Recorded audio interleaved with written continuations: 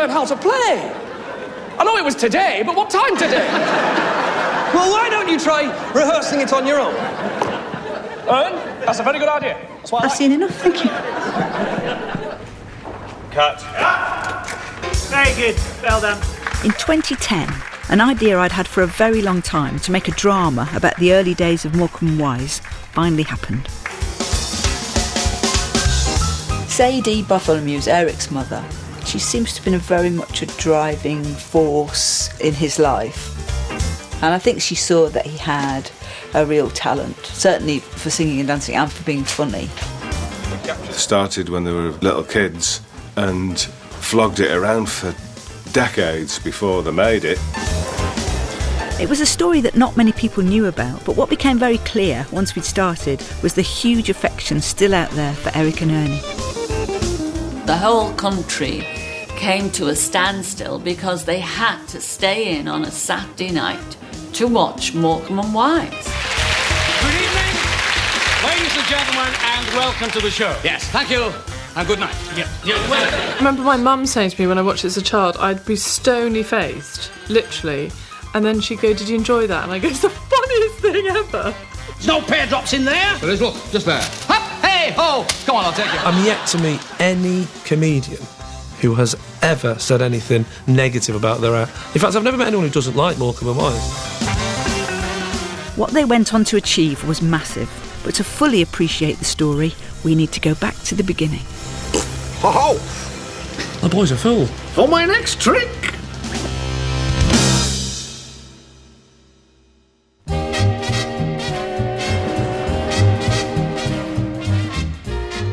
As a big Morecambe and Wise fan, I knew that they had got together as boys on the same theatre bill when they were about 13.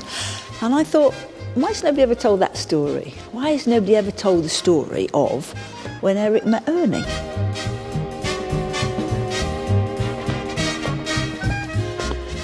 This is the Morecambe Winter Gardens, which is a beautiful theatre designed by Frank Matcham, who designed the London Palladium. Past its glory days now, but in its heyday, this is the sort of theatre where the young Morecambe and Wise would have learnt their job. Variety bills at the time would have had conjurers, comics, acrobats and dancers entertaining audiences twice nightly. It was a tough job, but for the audience it was a chance to escape from their own hard lives. Vaudeville and variety were the BBC One ITV television of the day. Every single town had quite a few of these theatres. Magnificent hippodromes and palaces and alhambras, and they were the sort of self-made mass entertainment of the industrial working classes. The extraordinary thing about variety, you could play one night every day of the year round London alone, because there were so many variety theatres. To me, it was all a mishmash of great fun, and everybody was so good at their art. And it was always the comics that tried to, I remember in my day, tried to steal the show. Eric and Ernie had both had individual success on variety bills up and down the country, but in 1941 they performed together for the first time as a double act. Hello! Hello! Is everybody all right up there? Yeah! Sorry you've had to wait such a long time. I just want to explain a little bit about what we're doing. We are filming this big drama about Morecambe and Wise. Eric and Ernie met when they were about 12 or 13, and they were on stage together for the first time when they were about 15. And we've got our two boys here who are going to do a little bit of that act. I used to run across the stage and slap it very hard across the face. It's just like, boom, like that, really hard, you know. Say, how dare you have the kind of face I dislike, and run off. Yeah. Now, the idea of that was to get an impact with the audience, you see, because we'd be second spot. They'd only just opened their eyes in the theatre. And they'd only just opened the theatre. Yeah. And this was to make them all jump, you know. Can you lend me £2? Will do. Right now you owe me one. I don't understand. The very first time I saw Eric and Ernie was at the Liverpool Empire, and they were awful. They were painful. In fact, they were so far down the bill, I thought they were the princes. Now you owe me £2, thank you. I would have seen Morecambe and Wise on variety bills when I was a kid. We've cut it there, thank you. Well done, boys. I don't remember them from the point of view of, wow, weren't they fantastic? But they cut their teeth on the variety theatres, and it was about survival. You know, you had to get on, do your act, and get applause to get off. And that's a very hard school. Growing up surrounded by musical turns, they would naturally soak up the skills and technique of more experienced acts, but they particularly idolised those who made it to the silver screen. They were great film buffs because when you were travelling around, you had your afternoons free, so I think Eric and Ernie, they spent most of their youth in the cinema until it was time then to go on to the theatre.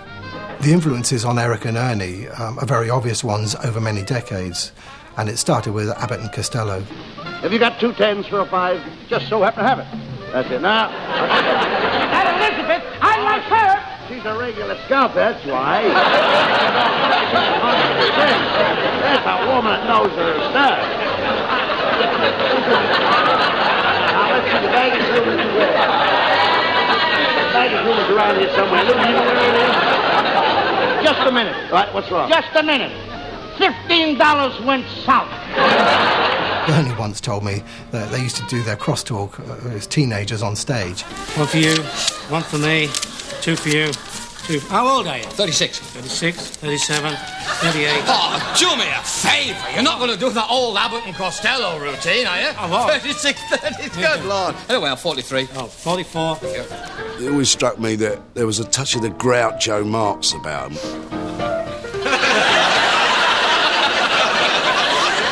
You know, they sort of look to the side. There's definitely a bit of Groucho in Eric Morecambe, I'd say. I'd seen Groucho in a film called Horse Feathers. I soon dispose of all of those who put me on the pen. And at one point, he did a silly dance. My man. And I did it round the rehearsal room because it was just Eric and Ernie there, nobody else. We'll sing the old-fashioned song now, shall we? All right, let's sing the song. And they collapsed on the floor, you know, when I did this. Bring me sunshine in your smile. And they did it after Bring Me Sunshine, and it became a trademark. Clearly, in the pantheon of great double acts, they must have looked at Laurel and Hardy. You deserve everything you flaming well get.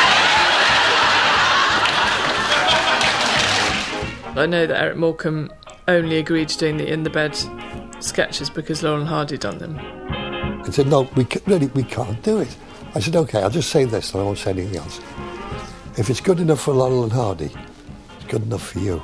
And Eric said, we do it. It's anybody's place. Do you mind if I... No. Eric Morecambe. Anyway. How are you? Thanks for inviting me into your bed. Yeah. And he also quite openly talks about being very influenced by the looks to camera, you know, that Oliver Hardy used to do. It makes you feel 15 years younger. And you feel 15 years younger? Yes, Dad. It's that wonderful thing of including you. Honestly? My word as a gentleman. There you are, sitting in your sitting room, wherever you are, watching the television, but Eric is actually talking to you. I just thought that was just so funny, the way he used it, and just staring down the lens at you for a very long time, smiling. It's funny, isn't it? And you just thought, you're my friend. He gets slower as he gets older, you know. All his problems. Who are you talking to? Nobody. They didn't do many sort of quick sketches. Quickies, as they call them in the business. See, that required a down the lens, because I said quickie. The camera's over there. Oh, is it?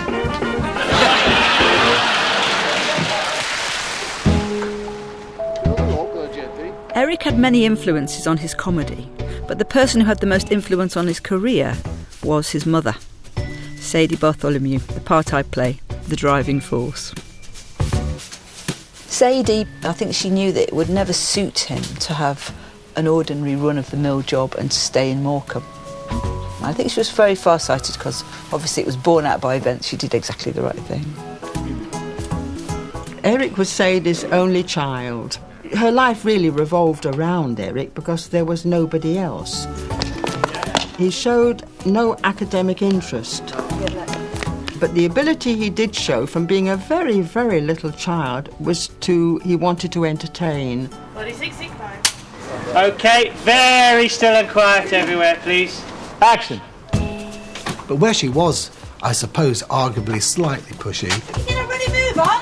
Could have got changed when I got there. is that she made him have his dance lessons and, piano lessons and all the rest of it. 15, I'll get a paper out. 17, I'll learn to read it. Oh, very cute. I think Sadie probably wanted him to do something that maybe she wished she'd done, but she didn't. So she took Eric along to do his auditions and things. He didn't want to go. Oh, no. Wait a minute. Eric and her clearly had this relationship where he would occasionally claim that she pushed him onto a stage and he didn't have any choice. What I wanted to do with the drama was to show that to some level... And we cut. Thank you. That was a bit of a delusion on Eric's part. Ellen. Or something just to... It's as simple as this. There wouldn't have been Morecambe and Wise without her. I do think that the Morecambe and Wise show does contain a lot of oblique tributes to Sadie. When he's doing those song and dance routines, hamming it up a bit, but still doing it very well, where he's kind of saying to her, look, Mum, those dancing lessons paid off after all. Get off!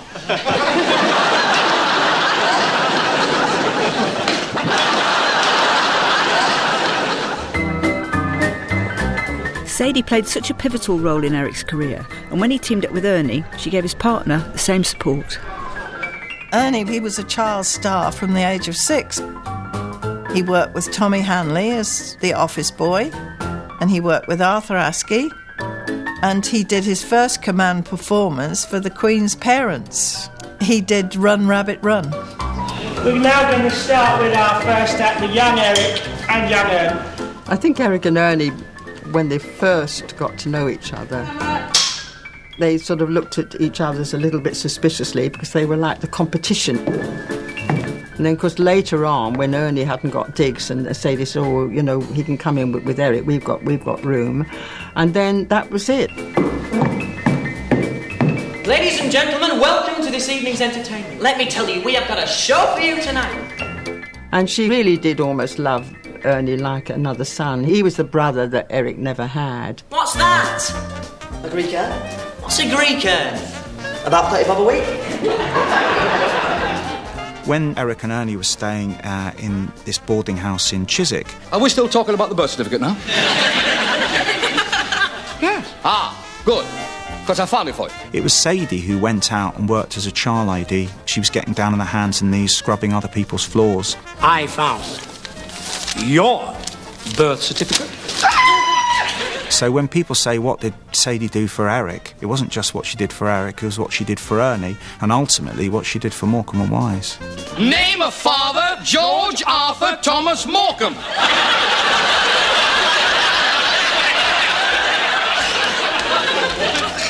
Could I have a word with you, little brother? It takes a mother, doesn't it, to sort of put two people together and say, now you're a great act. You can be a great act.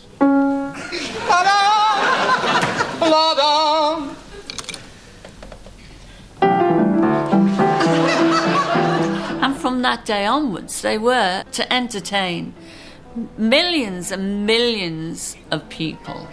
He's a genius. Come in.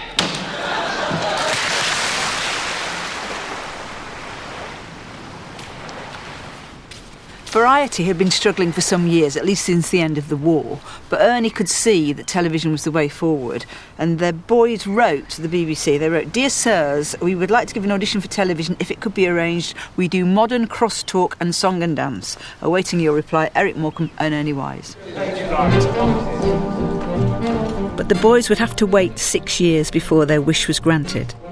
Their first television series, Running Wild, was live and there's no record of it. But for our film, we were able to get hold of the original scripts and recreate it. When they got their first television series, that must have felt like, the defining moment in their career, and the defining moment for them to become what they knew they could become. They trusted TV people. They assumed that if that's the way telly people want it, they must know better than us. Where will the cameras be, like, tonight? cameras will be where they are now. Well, between us and the audience, will they be able to see us properly? Can we get a milk crate in for Ernie? Trust me, it works. To be offered that series was a great thing, I suppose, but they followed the scripts, mind you. It wasn't their own material. They had the scripts written for them, and they thought, these are the professionals, they know best, we must do it how they've written it. Oh, yes! For them, when they had to use the writers that they were given by the BBC, it must have been awful. When you write your own stuff, you feel it, and you put yourself into it, and you can then deliver it the right way. And now, ladies and gentlemen, can you please welcome Morecambe and Wise are running wild!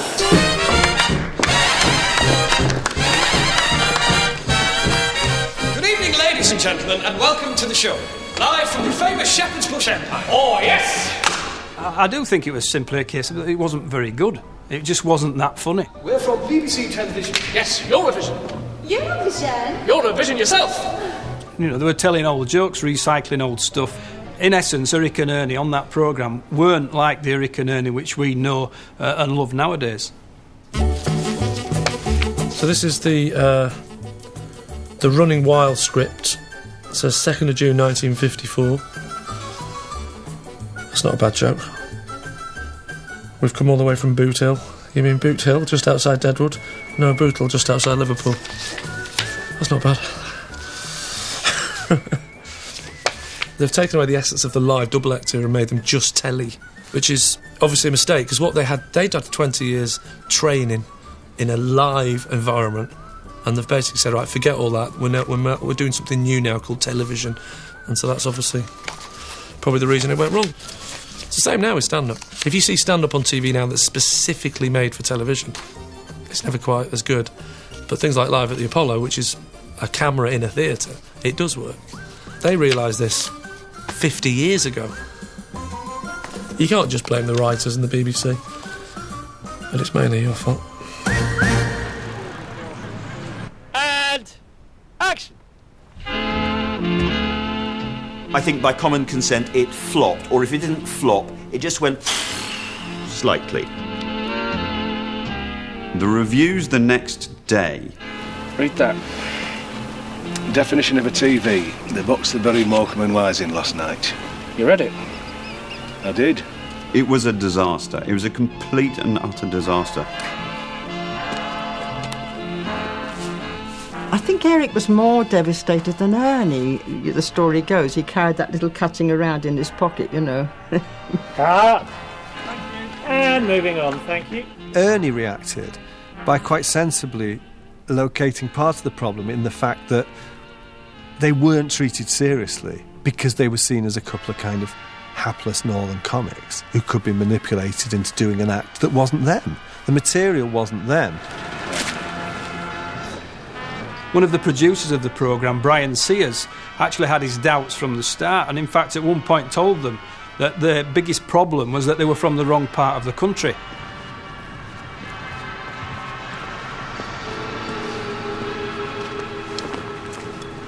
Now, as a northerner, I believe that the best comics come from the north, but that's not an opinion held by everybody. And in fact, when I first went to the BBC in 1984, I was told later that they were a little bit worried that I was too northern. So you can imagine how much worse it was for Eric and Ernie in the 1950s. On behalf of the BBC, I offer a special greeting and a warm welcome to our new viewers in the Midlands. The world of television was very much the world of West London, and it was pretty upper crust. You didn't hear many regional accents in those days on television. Righto, AP, it's all yours. I can remember Sylvia Peters reading the news, of course, in an evening dress, and MacDonald Hobley in black tie. I'm very sorry to say that we're in a little bit of trouble. Rather early in the evening to bring you a disappointment. Famously, the BBC, in its early days, applied the Reethian thing of the classic RP accent. Action! Do you want to buy me an air gun? Why would I want to buy you an air gun? Because I laugh at your jokes. I mean, this was an era when, if you put a northern accent on the home service, people would complain. Well, yeah, if you don't get moving, you're not even ready. I've already said that, sorry. There was a southern-northern divide in everything, and comedy was one of them. We're doing up his push bike. It's going to be bespoke. Bespoke. If we're talking about television, they didn't like to put on northern accents because they were coarse and uncouth. But with the dawning of a new decade, change was in the air. During the 60s, it seems to be that suddenly you were allowed to be working class, and it's like the whole of the culture suddenly discovered all the other bits of the country that had never been represented. Television was a grab back by urban, working class, northern actors, writers. It democratised popular culture again. I think in television terms, the fact that the North became fashionable is largely down to one programme, which is Coronation Street.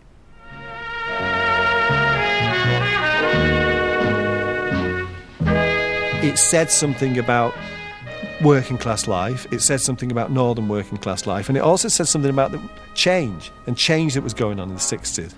I remember the show coming on. Aye, well, it's not the valve for sure. I told you that. And, you know, a bike in the front room. And I looked over to me dad, and he was doing the same. Well, that lad should learn to live in his own class. And we thought, this is real life. That doesn't come out of his grant, and you can't tell me it does. No, I'll tell you straight, it doesn't. I bought it for him, and he never asked me. Hey, we certainly raised a rum 'un. Anything doing down the Labour Exchange? Manager called me into his office? You got a job? No, he wanted to congratulate me. I've been going there so often now, I can go with him on the staff outings to Blackpool. The thing is, historically, the best comedy had always come out of the north of England anyway. What a dump. They just seem to see the funny side of life.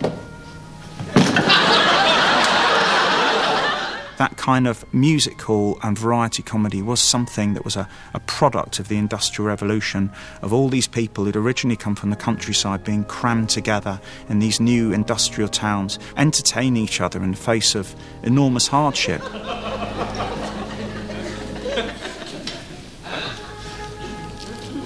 Where's the television set gone? The man came from the rental firm and took it back. Well, you need a sense of humour to help you get through these things. I mean, how many stand-up comics do you know from Henley-on-Thames? Not many. Wait a minute. Hold it. Something's gone wrong. You put the wrong caps. It's not Birkenhead, it's Monte Carlo. Oh! I thought that was a double act on the phone number. No. Put Monte Carlo. Sorry, is that better? That's better. That's it. I think the fact that they're northern is absolutely key to their success and their charm and their comedy. They all say that. It made them much more relatable and much more down to earth. OK, Norman, can we go into the number? Give me the 4-bar. Northern and Southern comics, well, I think it would have been hard to do the style of what they did without them being from the north, because I think there is a very northern influence in what they do and the playfulness in what they do. I suppose traditionally northern humour's friendly, I suppose, for want of a better word. Trying to be shocking on stage with a Lancashire accent, you just sound like Wallace and Gromit with Tourette's.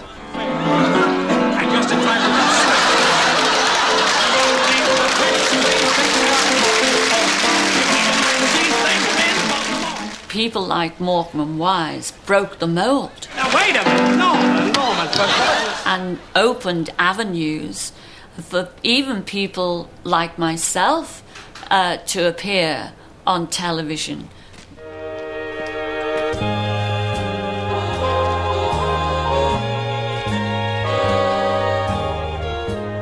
By the time Morecambe and Wise came back on TV, they had two factors working in their favour.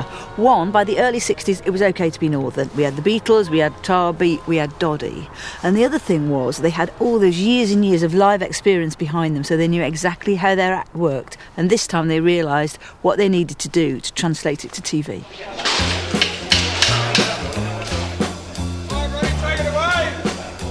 Older, wiser and, well, really just better. From now on it would be done their way. Hello, VT. TC1 here. Combining their heritage and unique style, they put their version of variety on the box. I think the Morecambe and Wise TV shows from a very early time, particularly the BBC years, they were a deliberate comment about the variety that they'd come out of, and then used, almost ironically, almost taking the mickey out of themselves and that era. I don't like this place. It's horrible. It is, isn't it? Yes. We played a place like this not so long ago, didn't we? The Egyptian Empire. No, it was the Liverpool Empire to be exact. So much of the comedy was vaudevillesque, all the catchphrases. What do you think of it so far? Ruggish! The irreverence, which was such a feature of early music hall. I mean, who else but Eric could say to somebody like Yehudi Menuhin, bring your banjo? Who else would do that? Or refer to Glenda Jackson as Sonny? Ladies and gentlemen, we'd now like to take a trip down memory lane. Who's that? Come on, let's have it. Hey, you're my Come on, what's that? They still kept the tabs in the show, what we call tabs in the theatre, the curtains. They still love to work those curtains, which obviously comes... You don't see curtains in a television studio. Primrose will be thrilled when I hand her this. Primrose? Yes. Is that a name? Yes. I'd like to see it. Oh. Hiya, what do you think? Hello, sweetheart. They're not daft. They know if you do the beginning in front of curtains, there's constantly a sense of anticipation that what's going to be there when the curtains draw back. On the curtains and let's have a look at Primrose. I can't, you know. And I'll tell you why you can't. Because there isn't a Primrose, is there? Of course there isn't, you fool! I only come out to get the show away with a dull thud. How can a woman be that size? You live in a little dream world of your own. I don't know why I work with you. I really It's a very clever thing that they kind of deconstructed the show. There's a curtain in its front cloth, and it's like it's a theatrical experience, but it's cameras, and they're brilliant at using the cameras and talking to the audience through that lens. I assure you, gentlemen, that until I get my money, wherever you go, I shall go. Could prove awkward around about 11 o'clock tonight. I'm going out with Ada Bailey. She's a raver, you know that. A lot of the stuff they took from the live shows, one of the main things they took was the asides. Let's get rid of him. The idea that the act's going a bit wrong, grab them to one side of the stage and say, "You're not doing it right, son." Right? And they brought that into television. Doing it, sort of typical. Nothing's happened. I saw this in the 39 Steps. Yeah. That was their genius. They didn't go, how can we make our act televisual? They just said, no, we're going to put our act on television. I often think of Eric and Ernie's TV shows as a kind of Noah's Ark. In a way, what they'd done is they'd rescued all these little elements from Variety. That there's a real sincere, nostalgic homage to these lost Variety years where they'd learnt their trade.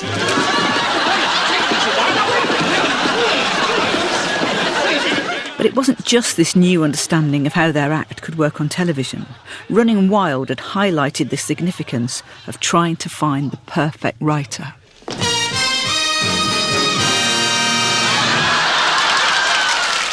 Just a moment, fella.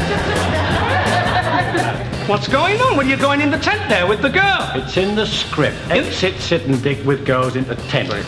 Must have been in very small print. I didn't see it. Writer's perks. We don't get anything else. Yeah. Listen, wait a minute. In all of this, we mustn't forget their writers were totally crucial. It was rotten! Ed, I thought it was very good. I think you have a lovely voice. Thank you, You Arabian crawler, you!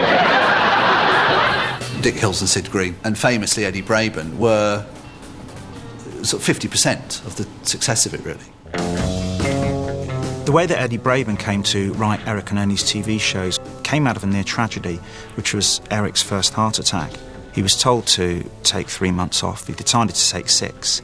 In the meantime, quite understandably, Sid and Dick went off to work elsewhere, and so they were no longer available. It was Bill Cotton's inspired idea. He'd heard that Eddie Braben, who'd been writing for Ken Dodd, had had an argument or something. And the rest, as they say, is the stuff of television legend.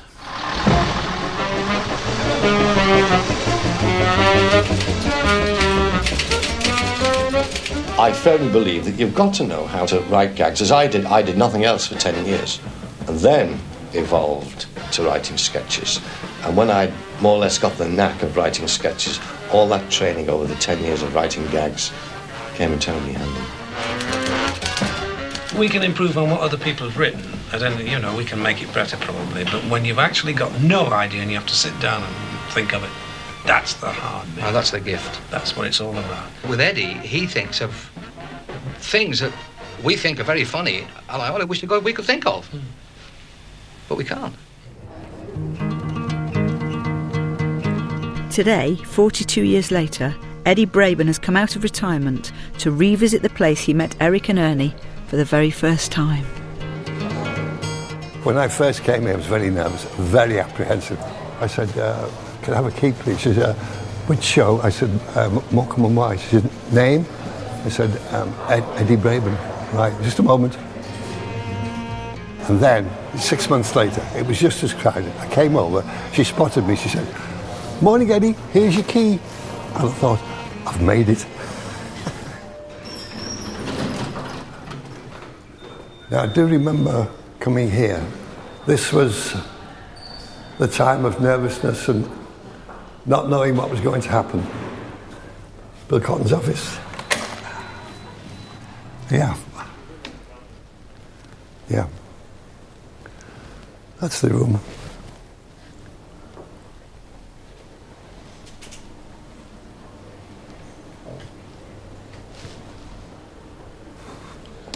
Bill Cotton's desk was by the window. There were 4 men in here. 3 men with a dream, 1 man with hope. The 1 man with hope was Bill Cotton. He brought us together. I saw Eric and Ernie for the first time. And Bill Cotton's hope was that there would be a spark. A piece of television comedy history started here. And there were 4 of us. And now there's just me who can tell the story. And it's very moving. Just had a bath. Well, that's funny. I watched the 9 o'clock news. They never mentioned it. As I watched them... Anyway, one of those evenings, is it? I saw it. I saw what was missing. It was this magic between these 2 men. You can't fool me. I've known you a long time. So? We grew up together. I grew up, but what happened to you? Yeah. There was a greater love between these 2 men than I've seen between 2 brothers. And there was great warmth. There's 3 meteoric rises, fellas, into international stardom. Nobody's that old. Surpassed only by myself. Oh, God, and he means it as well. And I thought, if I can capture all these traits in writing and make them funny, we might have something a bit special. Eric Morecambe is the worst comic on the telly. That's not right.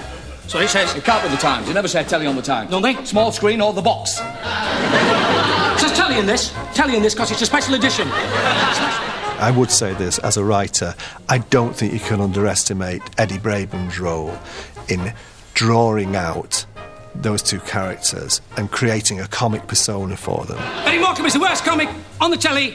He's rotten. They adored Eddie Braben. That's what he says. Eric and Ernie used to say to me that, God, he's the best thing apart from yourself to come out of Liverpool.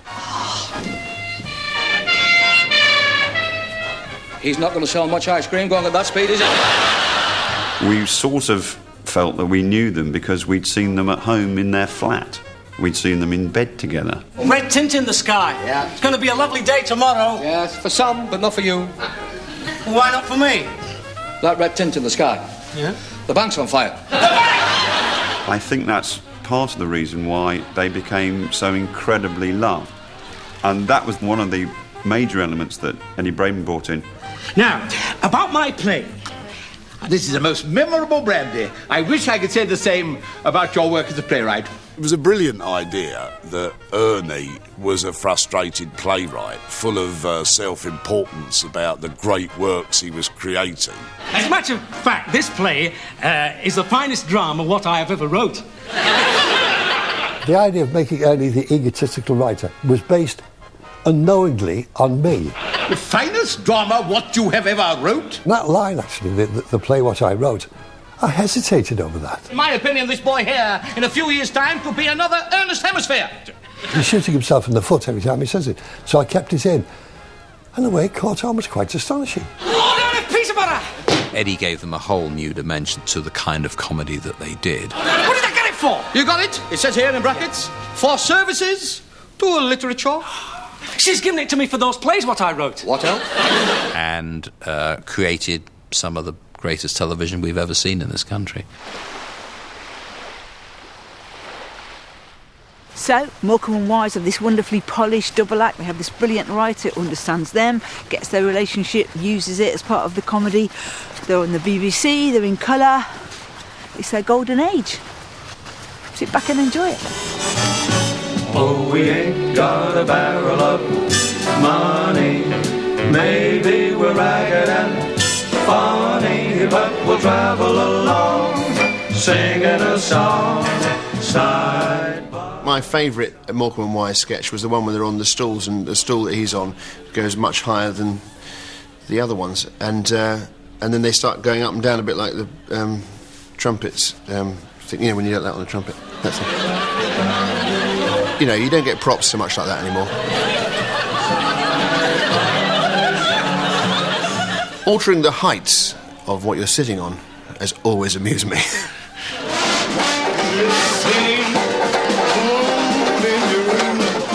Oh, there's loads that sticks in my head. There's one, Life is a Cabaret. Ernie with his fixed grin was always very funny. I still now get absolutely hysterical at Eric playing the trombone. And particularly when he turns round and does... All he does is that with his arm. And I watch it now and I go, why is that funny? I haven't done it very well. He does it better. Watch the take. The stripper sketch is probably one of the most famous. It makes a very ordinary, everyday situation into an extremely tightly choreographed, formal event.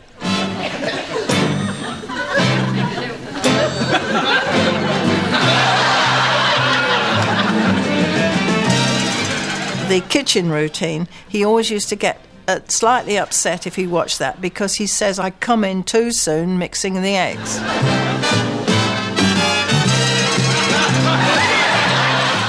And there was always more of this comedy gold, and part of this success was their twist on celebrity guest appearances. The whole nation couldn't wait to see who they'd book next. So I We were always amazed at the way John was able to get really big-name stars. He'll say, I'll give Lawrence Olivia's agents a ring. Oh, yeah, sure, you will, yeah. And he'd get them, you know. How does he do it? And he said, I think he's got some photographs stashed away somewhere. It's just he's not too happy about... Oh, do that again! You don't say that when I do it! As they got more popular, it became easier and easier to get the guests. Once I say Morecambe and Wise, I've got the agent interested. No, I've seen most of your programmes, and I know that you always treat your guests with the utmost courtesy and respect. This boy's just a fool. They were the first people to take famous individuals from other walks of life and kind of mash them up, sometimes literally, and take the living rip out of them. Won't you play as simple and musical? And they were all such good sports, you know, that they knew that they wouldn't be ridiculed. They would be set up, it would be funny. There may be trouble ahead, but while there's moonlight and music and love and romance, Let's face the music and dance. One of the genius things that they did, you know, is put people into situations that you've never seen them before.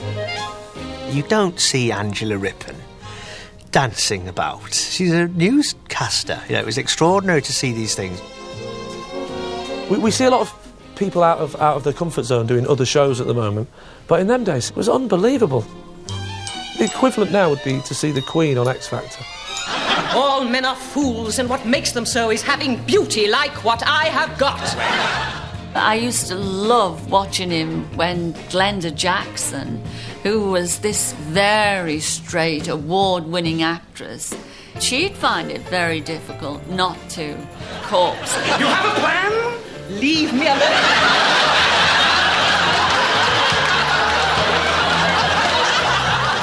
Trying to sort of crack each other up a little bit was always good fun, particularly with a guest star. £6 worth of cat lights. Harbour lights. Harbour lights for the cat ship. Ship's cat, yes. Would you like to come back next week? Yes. Good lad. Because I'd had quite a lot of experience with comedians, I knew that they got very uncomfortable if they couldn't make you laugh. And if I can't get those three things, well, I shall be completely deaf in my right leg for the rest of my life. Completely deaf in your right leg? Will you speak up, please? So I thought, what I will do is fake being unable to stop myself laughing. So I did that, and the relaxation in his eyes was absolutely amazing. This is a recording contract. A recording contract? You see, the recording company I'm with Yes? heard you sing and wants to sign you up. That's absolutely wonderful. Great! Never mind the Queen, I did the Royal Command in 64. I most certainly will. I'm thrilled about this, Cilla. I really am, Sil. Never mind that, I'd been invited to do a guest appearance on the Morecambe and Wise show. How good is that? Eric, they don't want you. Well, they only want Ernie, they don't want you. I mean, they just don't want you. It was so well rehearsed. But they had the talent to make it look like as if they've come from their house, haven't had the tea, Bring me sunshine. and then walked straight into your living room and did it all. Not so. It was very, very well rehearsed. In this world where we live, there should be more happiness, so much joy you can give. To each brand new bright tomorrow. He's snapped. He's gone now. One thing they were sticklers about was rehearsal. Don't look. It's a terrifying sight. And I'm sure they turned down many big-name guest stars who say, yes, but we can only give you 2 days rehearsal or 1 day's rehearsal. Bring me fun. Bring me thunder. Bring me love. Hey, be honest. Come on, let's have it. The one person they broke the rule for was Andre Previn. Good night. No. Please, don't go, matter Mr. with him? Preview. Don't go, Mr. Preview. I can... Previn. I can assure you that Eric is more than capable. Well, all right. I'll go get my baton. Please do that. Yes, it's in Chicago. Is it? The agent rang me and he said, well, I'm very sorry, but he's had to fly to America. I said, well, when does he get back? And he said, well, the night before your show. Believe me, you're in for a surprise, Mr. Preview. Privet. Open the curtains, please. Yes. Poor old Eric, sweating, he said, I don't think this is going to be as funny as you think it is. I said, Eric, this bloke probably knows every note of Beethoven's Fifth Symphony of all the instruments. He's not going to have no trouble with 15 pages of dialogue, which is... He learned it with a torch coming from London Airport, you see. My favourite sketch is the Andre Previn sketch. An absolute masterclass, both in timing, in constructing a ridiculous scenario that can then be made even more ridiculous. The introduction is just a bit short. By how much? I would say about that much. Yes. About a yard? It's about a yard. About a yard. Yes. I'm laughing now thinking about it.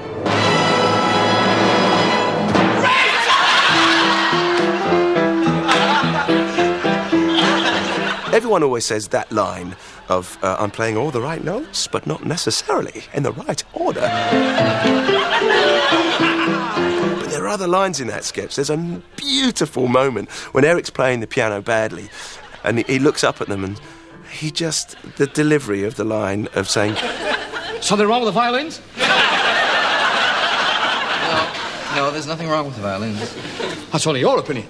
I think you've got nearly 20 minutes of magic there, made by 3 men at the top of their profession. You're playing all the wrong notes. My father straight afterwards said that, you know, that was the best. It wouldn't get any better than that. And I think he was right. I'm playing all the right notes, but not necessarily in the right order. I'll give you that. I'll give you that, sunshine. Merry Christmas, Eric. And a Merry Christmas to you too, Ed.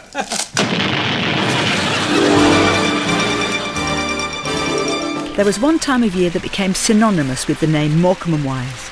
Their first Christmas show was in 1969, and it was soon to become the highlight of the television year. Christmas Day, what do? You wake up, you open your presents. Good evening, ladies and gentlemen. Have we got time for any more? I think so. That's lovely. And welcome to the Christmas show. Yes. You have lunch. You have to watch the Queen. Hey! You go for a walk. We didn't do that bit, so I'm going to take that one out. And you watch Morecambe and Wise. That's it. I do remember watching my grandmother and my parents and my little brother laughing at these two silly guys dressed as turkeys. There's a level of Eric and Ernie's comedy that everyone can tap into. Morning, stand it! We used to have a Christmas ritual in our house that centred around the Morecambe and Wise show. Let's make It wasn't a ritual insofar as there was incense in the room, but it was something that we all did. happiest Christmas of them all. The Christmas schedule was the highlight of the BBC's year, and Eric and Ernie obviously were expected to do a Christmas show, and in getting swept up in that BBC Christmas schedule, they lifted their ambitions. So who's Mr. Reecombe? Mr. Reecombe, I haven't met Mr. Reecombe at the moment. Who's Mr. Reecombe, please? Well, that's you. But I'm not all there. We all know that. I was doing the programming for London Weekend Television, so I had mixed emotions about the fact that the whole nation was switched to BBC One on Christmas night. Nobody was watching my channel. You ready? Ah, that's much better. Now, wait a minute, there's just one thing wrong with this. Yes? What's wrong? Yeah.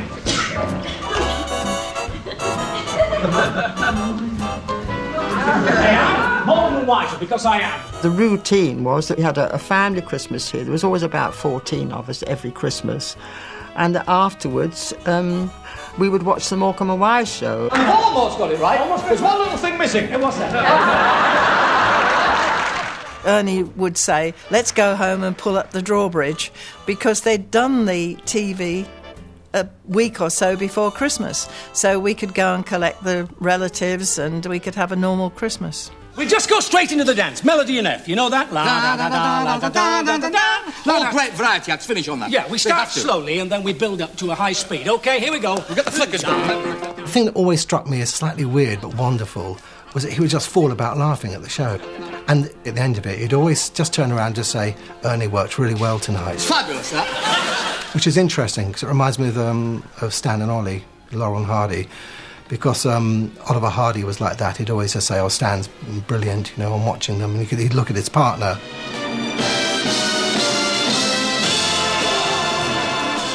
When my agent phoned up and said, you've been asked to be on the Morecambe and Wise show, I didn't even say, when is it? I just said yes, immediately. And so you'd go along to rehearse. When you'd go to the canteen and people say, what are you doing? And people were doing Shakespeare and Brecht and Agatha Christie. And what are you doing, Penny? Morecambe and Wise. You're not. How wonderful.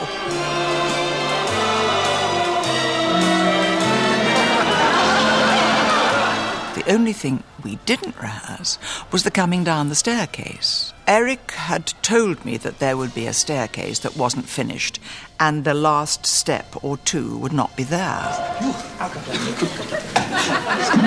I can't get on there. I suffer from vertigo. Pardon? She suffers from vertigo. That's wind, isn't it? No, And I said, Eric, you said the last step or two. This is about 6 foot. He said, I know, they didn't have time to build a set. Now, whether this was true or not, I don't know. Dignity at all times. Yes. Yes, I'm sure you can. I feel very special. I feel part of a special brand. As an actress, I didn't feel the pressure that I'm sure they must have felt, because it wasn't called Penelope Keith, but it was called Morecambe and Wise.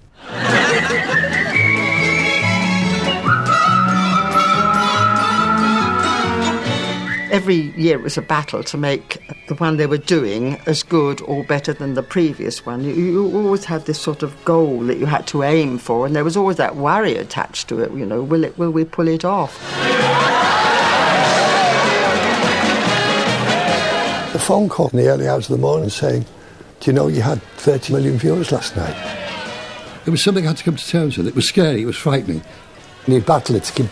Well, you had to. You just had to fight to keep that... Forget it completely. And just say, well, there's another job, another joke. Next line, keep going. They must have been surprised, I suppose, by just how big they became. And quite what it was like to have half the country watching you is not something I can imagine, and not something really any comedian can imagine these days.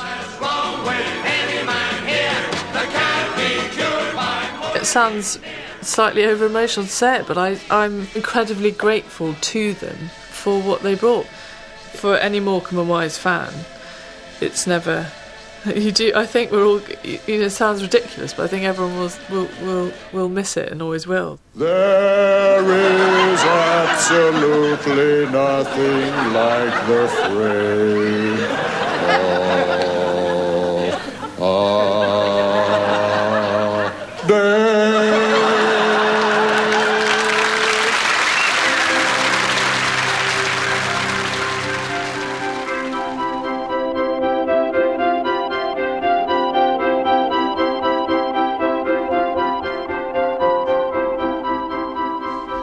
Eric Morecambe died in 1984. Morecambe and Wise skipped away from us with their backs to us for the last time. Except they're still around, they're still in our heads, we still laugh at them, we still love them, and an awful lot of entertainers are still inspired by them.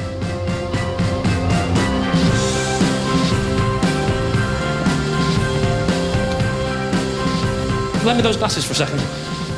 I remember sitting and watching Morecambe and Wise do their live stand-up routine, which I'd never seen at that point, and loving it.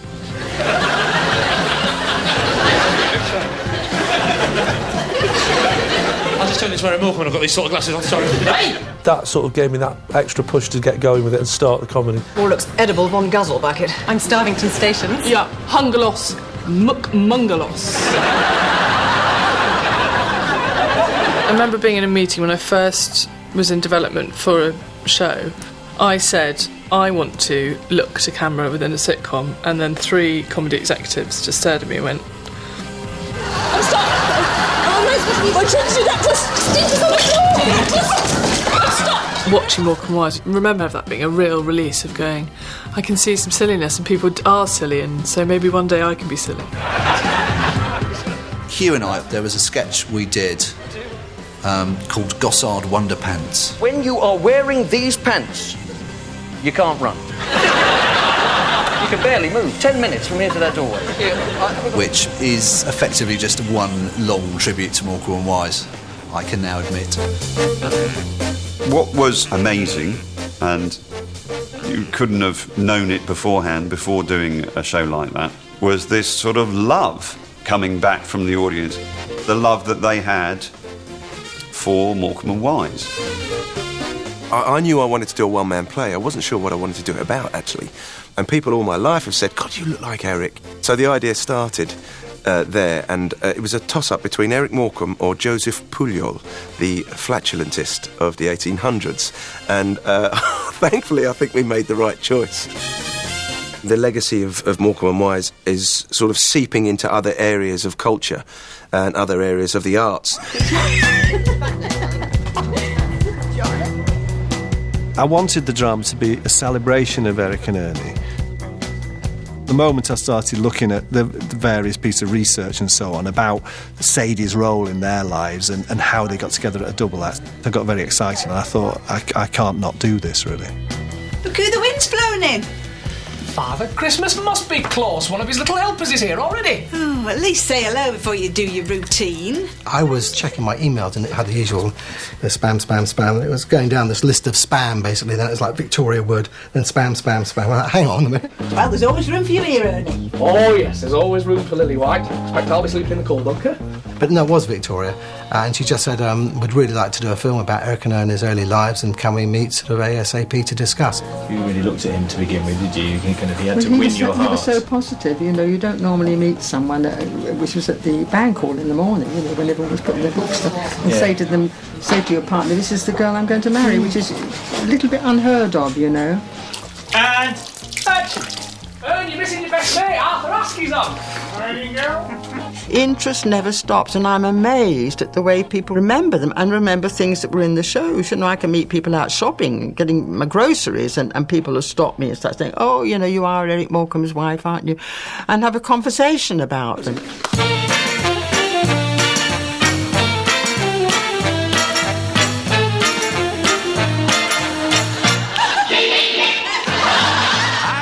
I think it's impossible to be a double act in Britain without being influenced by Morecambe and Wise, really. Exactly like you. Why should we spend money? With our double acts, it's influenced. I think if we were to aspire to any double act, it would be them, because it's that silliness and that daftness and that warmth and just that good old-fashioned entertainment. You make me feel so grand. I want to have the world to you. You seem to understand. I've been in a double act for 25 years now, Reeves and Mortimer, and it's been suggested that we are like Morecambe and Wise. It's basically just because I'm taller with specs and Bob's shorter with less hair. Morecambe and Wise set that standard. It's always the new Morecambe and Wise, isn't it? Maybe at some point they'll be they're the new Vic and Bob.